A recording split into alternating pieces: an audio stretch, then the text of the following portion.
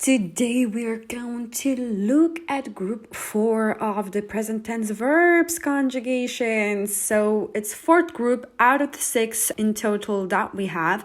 If you haven't seen the other 3, I highly recommend for you to see those first because this group works slightly differently, just so you don't get confused. Group 4 verbs end in nonch.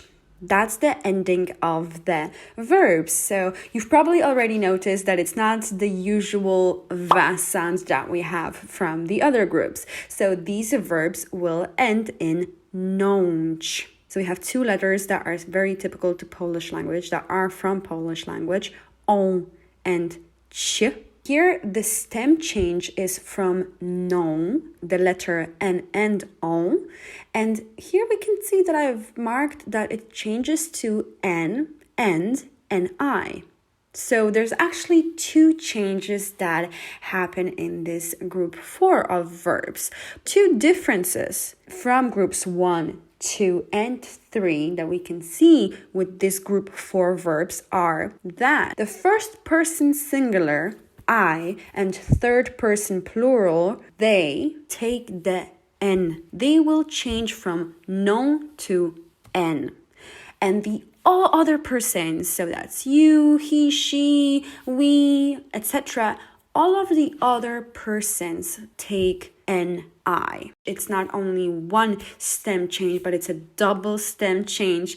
It still follows all the other rules we've seen in the previous 3 groups. So that means we still know how to conjugate it. So we're going to discuss the verb ciągnąć. To pull. What do? We do the exactly same thing. We take off the last letter of the infinitive ch. So now we have ciągną.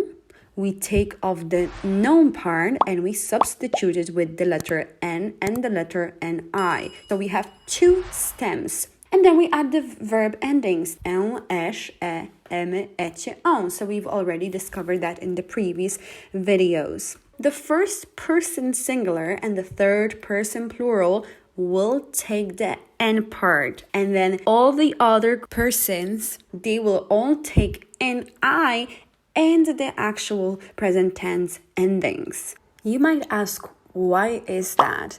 And the simplest explanation of this is basically that the first person singular and the third person plural have those special Polish vowels, en and on.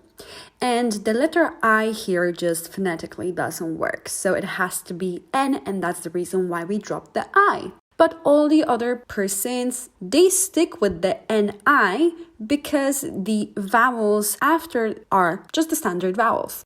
If you don't know the Polish alphabet, there is tons of videos. I will actually do one myself someday. First, we're going to finish this series on the verbs. So that's the reason why, because of en and on.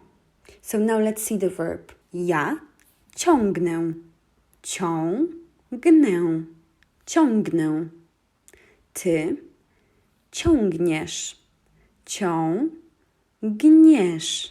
ciągniesz.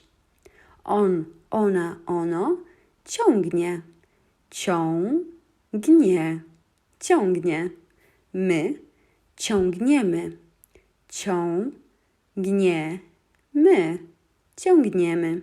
Wy ciągniecie, ciągniecie, ciągniecie. Oni, one ciągną, ciągną. So that's the verb. So let's imagine you would try to put the I in the first person singular, just like in the other subjects. It would have sounded, instead of ciągnę, it would be ciągnię. And why we don't do that? First of all, it is hard to pronounce and it sounds wrong in Polish. Ciągnię. It would be too soft of a sound. Polish language is soft, but not that soft. It would sound also very similar to the third person singular. Ciągnie, ciągnię, ciągnie. It's a very similar sound. And remember that in the colloquial speech, you often don't hear a very strong en. You don't really hear a lot of times ciągnę accented. it would have been mostly said ja ciągnę. So that's another reason it would have been confusing. As to ciągnią, that is really hard for the Polish to say. Ciągnią. It sounds wrong. Ciągną. Particularly because we have the preceding letter, G, is a very strong letter, G, G. It's not a soft letter sound, it's a strong sound, gną, gną. Whereas in the other part of this verb, cią, yes, we do have letter on, which is a special Polish vowel, and it has letter I beforehand, so you might think, why? Well, t, the letter C, isn't a strong t, and when it's with the I letter, it's a soft sound. Ch, ch, ciągną. So let's look another verb. This verb, płynąć, means to sail or to swim, but it doesn't mean to swim as if you wanted to say, I am swimming. It indicates that you're swimming somewhere, perhaps to someone, maybe from one side of the swimming pool to the other side. It kind of has a present continuous connotation to it. Okay, we also have a different verb to indicate to swim that we will look at other stage of our grammar lessons. So what do we do first? Well, we take off the ci. Like always, we change the no to n in the first person singular. And then we add our present tense ending, and the present tense ending in this case is ę. So we come to the construction of ja płynę. Płynę, płynę. How would you say second person singular? What do? Yes, we take off the ci, you're right. What are we left with after we take off the no?